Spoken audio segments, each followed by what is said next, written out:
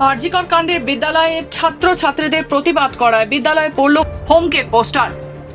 নদিয়ার মাঝদিয়া রেলবাজার উচ্চ বিদ্যালয়ের ছাত্রছাত্রীরা আরজিকর কাণ্ডে মৌন মিছিল বার করে। তারপরে বিদ্যালয়ের বিভিন্ন জায়গায় পড়ল হোমকের পোস্টার। ঘটনায় চাঞ্চল্য ছড়ালো এলাকায়। আতঙ্কিত ছাত্রছাত্রীরা প্রসঙ্গত গত শনিবার আরজিকর হাসপাতালে কর্তব্যরত ডাক্তারের ধর্ষণ এবং খুন কাণ্ডের প্রতিবাদে দোষীদের শাস্তি চেয়ে একটি মৌন মিছিল বের করে বিদ্যালয়ের তরফে। সেখানে বিদ্যালয়ের একাধিক ছাত্রছাত্রীরা অংশগ্রহণ করে। তৎসহ দোষীদের দৃষ্টান্তমূলক শাস্তির দাবি জানানো হয় সেই মিছিলের মধ্যে থেকে। তারপর গতকাল পর্যন্ত বিদ্যালয়ে বন্ধ থাকায় বিদ্যালয় খোলার সময় বিদ্যালয়ের বিভিন্ন গেটে বিভিন্ন জায়গায় লাগানো হয়েছে হুমকির পোস্টার, যেখানে লেখা রয়েছে প্রতিবাদের আরেক নাম মৃত্যু। আরজিকর মেডিকেল কলেজে এই ঘটনার পরই চাঞ্চল্য ছড়ায় ছাত্রছাত্রী এবং শিক্ষক শিক্ষিকাদের মধ্যে। যদিও এই ঘটনার পর রীতিমতো আতঙ্কিত বিদ্যালয়ের পাঠরত শিক্ষার্থীদের অভিভাবকেরাও। তবে প্রতিবাদী ছাত্রছাত্রীরা জানাচ্ছে এই হুমকি পোস্টারে তাদেরকে দমানো যাবে না।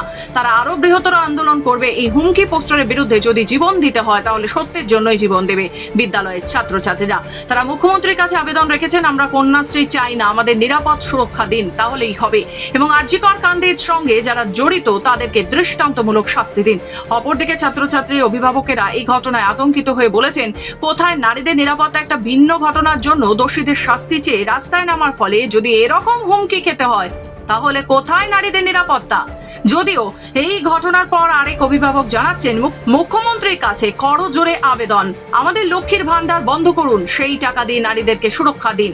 যদিও এ বিষয়ে বিদ্যালয়ের প্রধান শিক্ষক প্রশাসনের দ্বারস্থ হবেন বলেও জানিয়েছেন। আমরা গত শনিবার আন্দোলন করেছিলাম আরজি কলেজে একজন ডক্টর ম্যামের সাথে, যে নৃশংসভাবে তাকে হত্যা করা হয়েছে, তার জন্য আমরা সত্যি খুব দুঃখিত, মর্মাহত ছিলাম।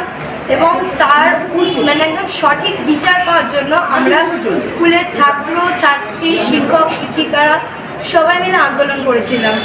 তারপরে আমাদের স্কুল বন্ধ ছিল একদিন, মানে রবিবার ছিল, তারপরে সোমবার রাখির জন্য বন্ধ ছিল। আজকে আমরা স্কুলে এসে দেখি আমাদের বড় পোস্টার মেরে দেওয়া হয়েছে যে যারা প্রতিবাদ করবে তাদের মৃত্যু। আমরা কোনো মৃত্যুকে ভয় পাই না। আজকে ডাক্তার, উনি একজন ডাক্তার, তার সাথে হয়েছে। কে বলতে পারে আমাদের মতো সাধারণ ঘরের মেয়েদের সঙ্গে এরকমটা হবে না? আমরা নির্দ্বিধায় বেরোতে পারছি না বাইরে। আমাদের এই বিচার চাই এবং আমাদের সুরক্ষা, আমরা একদম সুরক্ষিত, সেইটার প্রমাণ চাই আমাদেরকে। ঠিক আছে,